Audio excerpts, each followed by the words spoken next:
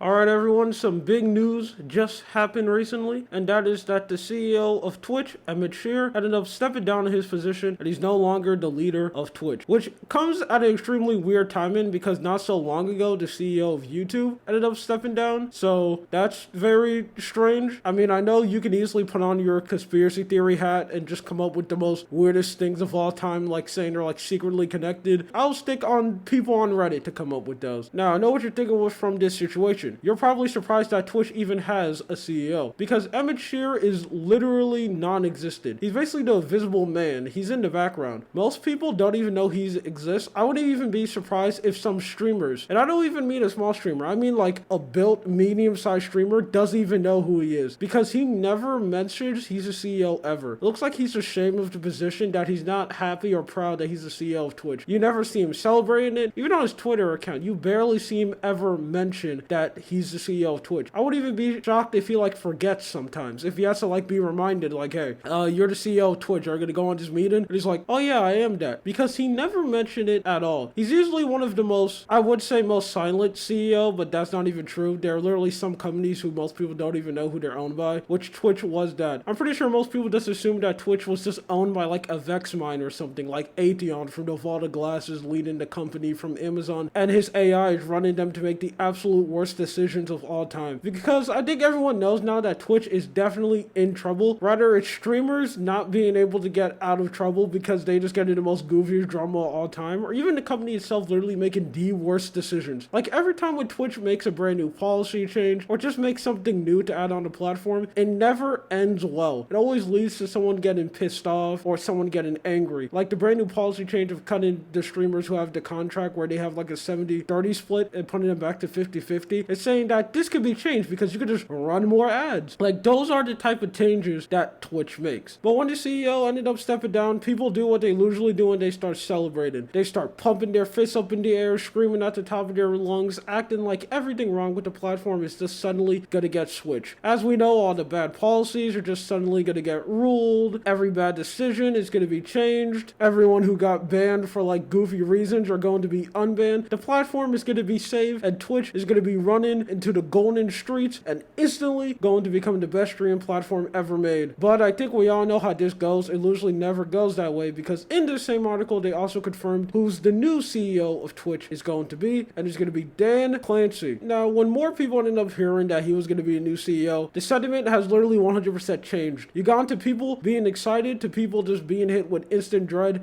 and saying that absolutely nothing is going to be changed. Now, I know a lot of people probably don't know who Dan Clancy is, but apparently he has just been the bearer of bad news for Twitch. It seems like the only thing he has done is tell absolutely terrible news. Like he was the one who ended up telling the news about the new creator deal that I talked about earlier of them getting rid of the split. He was the one who ended up bringing that news. So that's kind of what he's known as. He's just this harbinger of just dread, and he's going to be the new CEO. Obviously, when this position came, a lot of people were digging up clips to see stuff that he was saying, and they did find some extremely goofy clips of him and people saying extremely strange and weird things of him, with people saying he's out of touch. Like there's this one video that's going around on Twitter. Took you a long To be time. honest, dude, the president of Twitch, I'm sure personally, I have no problem personally with him. But honestly, I don't feel confident as a streamer on the platform with someone who is that out of touch. Yeah. What the streamers need and want. Oh, Impressed. Seriously, sad.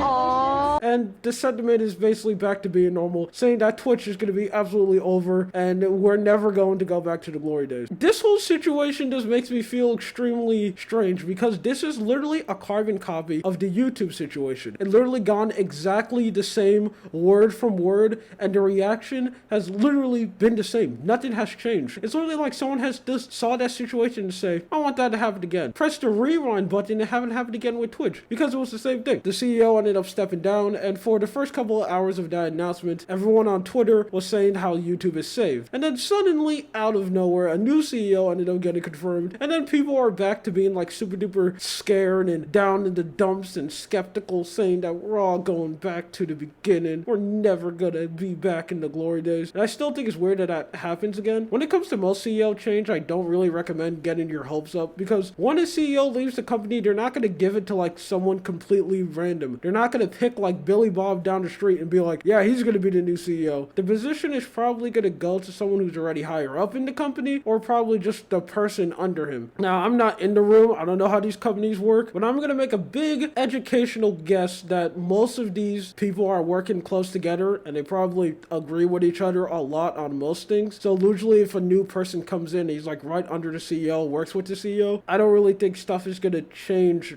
that much. I'm pretty sure some stuff would slightly be different, like maybe Twitch will get a little bit better or Twitch will get a little bit worse. But when it comes to most of these situations, it's usually that time would tell. You know, we have to wait to see what these new CEOs do with their newfound power and see if the platform is suddenly going to become better or just instantly go worse. Now, saying such as Twitch, and Twitch is literally pro at making the absolute worst decisions of all time. I don't think it's going to get any better. I'm 100% betting that Twitch is just going to keep on getting more and more worse, and they're going to continue making bad decisions, like that brand new weird super chat thing. What was it called? I forgot the name of it, but it was like this terrible system they applied where you can like pay a chat to be like on top of the screen or something. It was like called accelerated or boosted chat. I can't remember the name of it, but I think that should show how bad these systems are because no one brings it up. I know some streamers bring it up to absolute bully it and say that's terrible. I don't even know if it's still there, but they're probably still going to make like more decisions like that. Man, I think I'm being attacked by like the Twitch bots because I just saw something just move across. I'm just going to pretend I didn't see that. But I wonder if this CEO is going to be more vocal because Emmett Shear wasn't at all. I already said that he was a ghost town. So I do think that when these new CEO comes, I think that his goal should be to be as like vocal as possible and just like try to explain more, try to build like an actual connection with the viewers, with the content creators and the viewers. You know, you can actually build a connection with them and they actually think you're a real person. Like, just don't hide behind the shadows like the last CEO and make people think that your company is literally run by like Vex Minotaurs or like an AI. Anyway, this is something I want to talk about. My name is Lou. Don't forget to do the YouTube things. See you.